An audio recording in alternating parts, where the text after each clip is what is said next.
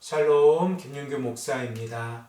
오늘 우리들은 레위기 21장 1절에서 4절의 말씀을 근거해서 죽음과 관련된 제사장의 거룩이라는 제목을 가지고 함께 하나님의 말씀을 생각해 보겠습니다. 우리들은 레위기 19장에서 20장의 말씀을 통하여 일반 이스라엘 백성들의 거룩한 삶에 관하여 생각을 해 보았습니다. 레위기 21장에서 22장의 내용을 보면 하나님께서는 이스라엘의 종교 지도자로서 제사장들의 거룩에 관하여 우리에게 말씀하고 계십니다. 그러므로 레위기 19장에서 20장에 기록되어져 있는 거룩의 내용보다 21장에서 22장에 기록되어져 있는 거룩의 내용이 보다 엄격하다고 하는 사실을 우리가 생각해 볼 수 있습니다. 21장에서 22장의 말씀은 크게 6부분으로 나누어져 있습니다. 그리고 21장의 말씀은 3부분으로 나누어져 있는데 그 첫 번째 부분이 일반 제사장들이 장례에 참석하는 이 내용과 결혼과 관련된 내용이 기록되어져 있고, 두 번째 내용이 대제사장이 장례에 참석하는 것과 결혼과 관련된 내용이 기록되어져 있습니다. 그리고 세 번째로 제사장직을 수행하는 데 있어서 신체적인 장애와 관련된 내용이 기록이 되어져 있습니다. 먼저 우리들은 오늘 본문 말씀 1절의 말씀을 한 목소리로 읽겠습니다. 여호와께서 모세에게 이르시되 아론의 자손 제사장들에게 말하여 이르라. 그의 백성 중에서 죽은 자를 만짐으로 말미암아 스스로를 더럽히지 말려니와. 구약 성경에서 죽은 몸은 부정했습니다. 그러므로 누구든지 시체를 만지는 자는 부정하게 되어졌습니다. 이러한 내용을 우리들은 민수기 19장 11절에서 19절의 말씀을 통하여 보다 구체적으로 알 수 있는데, 이 시간에는 13절의 말씀을 한 목소리로 읽겠습니다. 누구든지 죽은 사람의 시체를 만지고 자신을 정결하게 하지 아니하는 자는 여호와의 성막을 더럽힘이라. 그가 이스라엘에서 끊어질 것은 정결하게 하는 물을 그에게 뿌리지 아니하므로 깨끗하게 되지 못하고 그 부정함이 그대로 있음이니라. 우리들이 민수기 19장 13절의 말씀을 통하여 생각해 볼 수 있는 것은, 만일 누군가가 죽은 자의 시체를 만지고 정결의식을 행하지 아니하면 그 대가로 하나님의 성막을 더럽혔으므로 죽음에 이르게 되어진다는 사실을 생각해 볼 수 있습니다. 그러므로 제사장들이 하나님 앞에서 하나님의 성막에서 이 거룩한 일들을 행할 때에 자신의 몸을 더럽히는 것은 하나님께서 원하지 아니하셨습니다. 그러므로 이스라엘의 백성들 가운데에서 제사장자들은 장례에 참석할 수가 없었습니다. 그러나 오늘 본문 말씀 2절에서 3절의 말씀의 내용을 보면 예가 인정되고 있다는 사실을 우리가 생각해 볼 수 있습니다. 가장 먼저 예로 기록되어져 있는 2절의 말씀을 우리가 생각해 보면, 제사장의 어머니나 아버지, 아들과 딸, 그리고 자기의 형제들 가운데에서는 예가 인정되고 있습니다. 우리 다 함께 2절의 말씀을 한 목소리로 읽겠습니다. 그의 살부치인 그의 어머니나 그의 아버지나 그의 아들들이나 그의 딸이나 그의 형제나. 이렇게 2절의 말씀을 통하여 이렇게 가족 안에서 장례가 이루어졌을 때는 이 죽은 자의 시체를 만지는 것이 예외적으로 인정되어졌다는 사실을 우리가 생각해 볼 수 있습니다. 그리고 3절의 말씀을 보면 아직 결혼을 하지 않은 제사장의 누이가 죽었을 때에는 예로 인정이 되어졌습니다. 그러나 결혼을 한 누이가 죽음을 먼저 맞이하게 되었을 때는 그 누이의 죽음과 관련된 장례의 책임이 남편에게 있기 때문에 제사장은 참석하지 못한다는 것을 우리가 생각해 볼 수 있습니다. 3절의 말씀도 우리가 한 목소리로 읽겠습니다. 출가하지 아니한 처녀인 그의 자매로 말미암아서는 몸을 더럽힐 수 있느니라.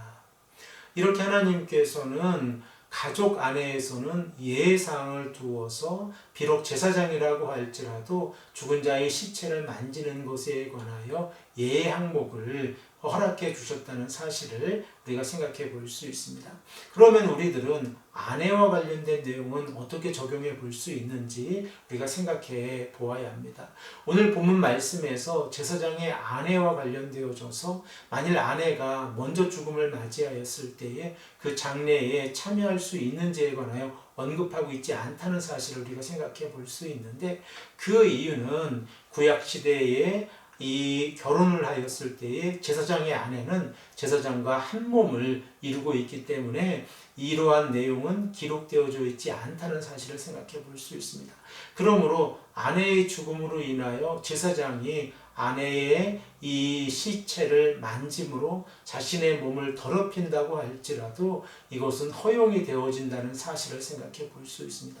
그러나 구약 성경에서 이 원칙이 절대적으로 지켜진 것은 아닙니다. 그 예사항을 우리가 에스겔의 말씀을 통하여 생각해 볼 수 있는데, 에스겔서 24장 15절에서 24절의 말씀을 우리가 생각을 해보면 에스겔은 자신의 아내가 죽음을 맞이하였을 때에 자신의 아내의 이 장례에 참여하지 못하게 되었습니다. 우리 이 시간에 에스겔서 24장 17절에서 18절의 말씀을 한 목소리로 읽겠습니다. 죽은 자들을 위하여 슬퍼하지 말고 조용히 탄식하며 수건으로 머리를 동이고 발에 신을 신고 입술을 가리지 말고 사람이 초상집에서 먹는 음식을 먹지 말라 하신지라. 내가 아침에 백성에게 말하였더니 저녁에 내 아내가 죽었으므로 아침에 내가 받은 명령대로 행하매. 이렇게 예외적으로 에스겔 선지자는 자신의 아내의 죽음에 참석하지 못했다는 것을 우리가 생각을 해 볼 수 있습니다. 하나님께서는 제사장의 가족의 죽음과 관련해서는 예를 허락해 주셨는데, 그 이유를 생각을 해보면 제사장의 가족 가운데에서 죽음을 먼저 경험하게 되어졌을 때 제사장은 가족을 돌보는 역할을 해야 한다는 사실로 우리가 생각해 볼 수 있습니다. 그러므로 하나님께서는 아주 특별한 예가 아니고서는 제사장들이 이 장례에 참석하지 못하게 하셨습니다. 사절의 말씀도 우리가 한 목소리로 읽겠습니다. 제사장은 그의 백성의 어른인즉 자신을 더럽혀 속되게 하지 말지니라. 하나님 앞에서 제사장들이 하나님의 거룩을 본받아서 하나님의 성전에서 하나님의 일을 행할 때에 그들의 몸이 더럽혀지는 것을 하나님께서는 원치 아니하신다는 사실을 우리가 생각해 볼 수 있습니다. 그러므로 오늘 본문 말씀 21장 4절에서 말씀하고 계신 것처럼 제사장들은 그 백성의 어른이므로 자신의 몸을 시체를 만짐으로 더럽히지 말아야 한다는 사실을 우리가 생각해 볼 수 있습니다. 그러면 이 말씀을 우리가 현대에 어떻게 적용해 볼 수 있습니까? 우리들은 오늘 말씀의 율법을 우리들의 삶에 동일하게 적용할 수는 없습니다. 그러면 우리들은 이 말씀을 읽으면서 하나님께서 요구하시는 율법의 목적이 무엇인가를 생각해 보아야 하는데, 하나님께서는 언약의 백성들 가운데에서 제사장들에게 조금 더 구체적이고 엄격한 거룩의 모습을 요구하셔서 제사장들이 하나님의 일을 백성들을 향하여 행할 때에 부족함이 없도록, 부정이 그들의 몸에 없도록 요구하고 계시다는 사실을 우리가 생각해 볼 수 있습니다. 그러므로 이 땅을 살아가는 목회자분들이 하나님의 말씀 가운데에서 하나님의 백성들을 잘 이끌 수 있도록 하나님 앞에서 거룩한 삶을 살아가는 것이 얼마나 소중한지를 오늘 말씀을 통하여 우리가 생각해 볼 수 있습니다. 사랑하는 성도 여러분, 이 시간에 이 아침에 기도하실 때에 목회자분들의 거룩을 위해서 함께 기도해 주시기를 간절히 부탁을 드립니다. 함께 기도드리겠습니다. 아버지 하나님, 감사합니다. 오늘도 우리에게 말씀해 주셔서 제사장들의 거룩에 관하여, 특별히 이 시체를 만지는 일과 관련돼서 우리에게 말씀해 주시니 감사합니다.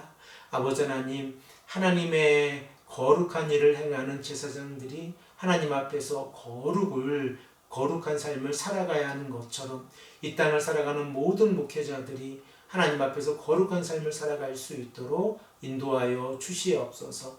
감사드리며 사랑이 많으신 예수 그리스도의 이름으로 간절히 기도합니다. 아멘.